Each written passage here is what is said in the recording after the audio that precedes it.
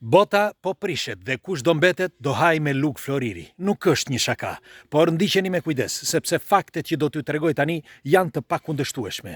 Sa herë keni dëgjuar këtë fjalë nga të moshuarit shqiptar, që do të vijë një ditë që bota do prishet dhe kush do të mbetet do haj me lug floriri.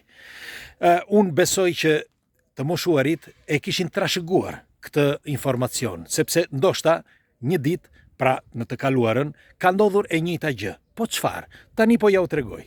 Si gjithmonë kush është rastisht nëse nuk e keni bërë ende, lidhuni me këtë faqe që të shihemi sërish dhe faleminderit që jemi prerë bashkë, sinqerisht e them. Tani dëgjojeni se pastaj në fund më thoni nëse unë kam të drejtë ose jo. Dëgjojeni se çfarë thoshin të moshuarit pra dikur dhe kush prej jush e ka dëgjuar këtë fjalë. Do të vijë një ditë dhe bota do të prishet.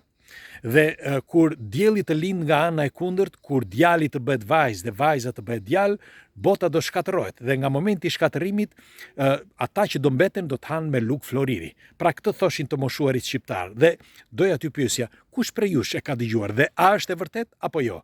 Njerëzimi gjendet brenda tortës, pra ajo tortë e madhe që është planeti Tokë, me të gjitha trazirat, me parat, me jetën, me çdo gjë që gjendet brenda, sepse është i detyruar që të gjendet aty. Ne nuk mund të ikim ose të zhdukemi nga ky planet.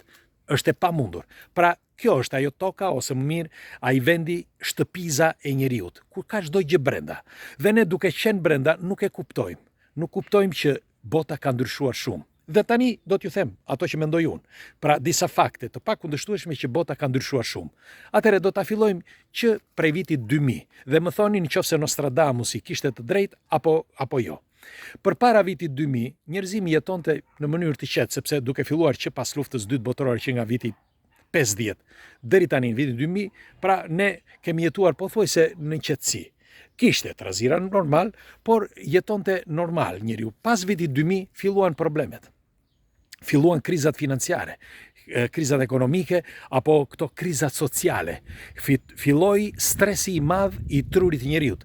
Pse njeriu duhet të ketë kaq stres të madh? Për çfarë arsye? Më përpara s'kishte bukë për të ngrënë. Kurse tani ka super stres dhe pjesa dërmuese e njerëzve vdesin pikërisht nga stresi. E dini apo jo? Kjo është statistike. Pothuajse 18% e njerëzve në botë vdesin nga stresi, sepse stresi shkakton probleme të tjera që, duke shkaktuar efektin domino, i krijon probleme të rënda në trup. Dhe njeriu vdes. Pra ky është fakti 1, që është stresi që ka krijuar njeriu. E ka krijuar në trurin e tij, në psikozën e tij. Po pse? Pikërisht pra sepse njeriu është majmun. Atë çka bën tjetri do që ta bëj dhe ai. Pra është një imitues. Dhe kur shikon që tjetri ka para, bën të pamundur që të ketë dhe ai. Dhe kur nuk arrin suksesin, fillon stresi. Ka nga ata që arrin suksesin dhe pastaj nuk kanë më, dhe po aty është stres. Ka nga ata që nuk kanë punë dhe është stres. Ka ata që kanë punë dhe punojnë shumë dhe është stres. Ka ata që kanë fëmijë pafund dhe është stres sepse kanë shumë, nuk u del koha për vete. Por ka nga ata që nuk kanë fëmijë dhe kërkojnë fëmijë dhe edhe për ata është stres sepse kërkojnë fëmijë. Pra stresi ka pllakosur mendjet e njerëzve në mbar botën. Dhe siç ju thash më përpara, është fakti 1. Fakti tjetër, ne mendojmë që duke filluar që nga viti 2000 çdo gjë ka zhvilluar dhe njeriu është bërë i zhvilluar. Prisni sepse do t'ju them se ku do të prishet bota dhe pse dhe si është e mundur. Do t'i tregoj këto 3 faktet, pastaj në fund do t'ju them.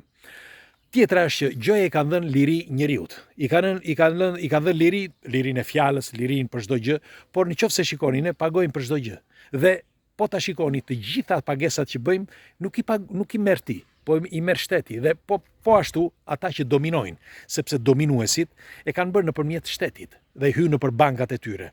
Dhe ti je vetëm një sklav që punon për ta, asgjë tjetër.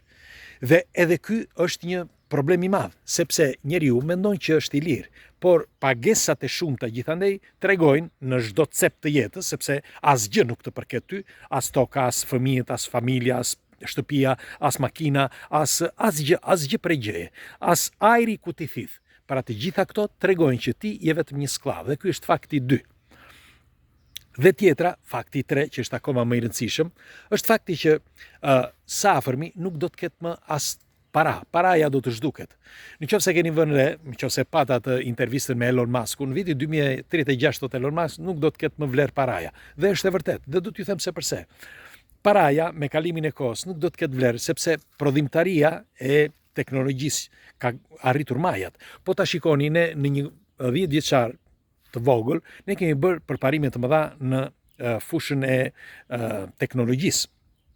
Dhe me hyrjen e inteligjencës artificiale do të jetë pothuajse 10 fishi i prodhimtarisë i tanishëm, sepse nuk ka nevojë që të shkojë të punojë njeriu ose të mendoj që do shkoj të marrë traktorin dhe të punoj. Jo, sepse do ta bëj roboti, do ta bëj inteligjencë artificiale, do ta çoshti me anë të telefonit nga shtëpia, do t'i japësh numrin e dur, me fjalë ose fushën ose ku do të shkoj traktori e punon, e mbjell, çdo gjë do ta bësh me anë të inteligjencës artificiale. E programon dhe kaq.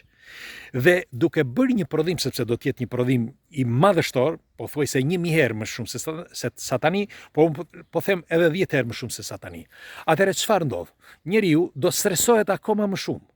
Dhe problemet do të jenë të mëdha, jo vetëm shëndetësore për sa i përket stresit, por do ketë edhe nga obeziteti. Sepse duke qëndruar gjithmonë në një vend, pa lëvizur, ai do ketë probleme. Dhe me kalimin e kohës do reduktohet, por njëkohësisht do reduktohet sepse nuk do të ketë më prodhimtari të fëmijëve.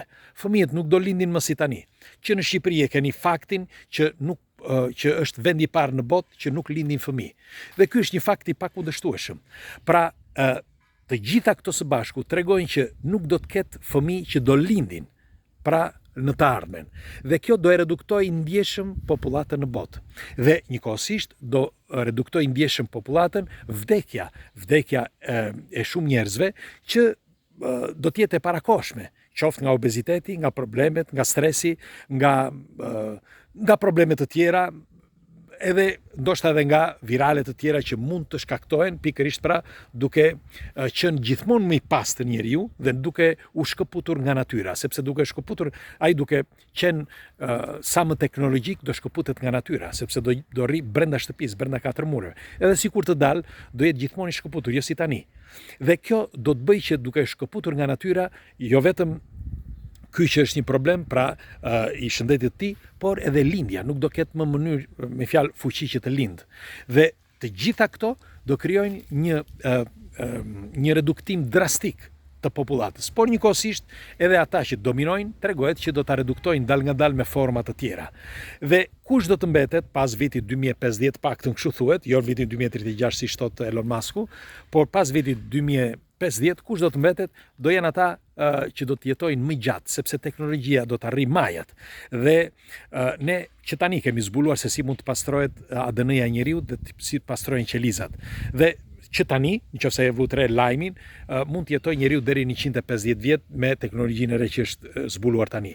Madje me kalimin e kohës mund të jetojë edhe 500 vjet. Dhe kështu që ndoshta ata që do mbeten mund të jetojnë pra pas vit 2050 kaq gjatë sa mund ta bëjnë jetën e tyre të pavdekshme. Jo të pavdekshme, por të paktën do jetojnë deri në 1000 vjet. Dhe unë pikërisht për këtë doja që ta diskutoja me ju. A është e vërtetë ajo që thoshin të moshuarit shqiptar, pra kush do të mbetet, do të hajë me luk floriri, dhe a është e vërtetë që bota ka filluar dhe po prishet, dhe kur do të prishet bota? Sipas meje, brenda vitit 2030 ca ose 2040, unë them që bota nuk do të jetë më ajo e mëparshmja. Dhe pas vitit 2050 do të ndryshojë çdo gjë. Megjithatë, unë pres komentet tuaja çfarë mendimi keni për këtë argument dhe kalofshi një ditë bukur.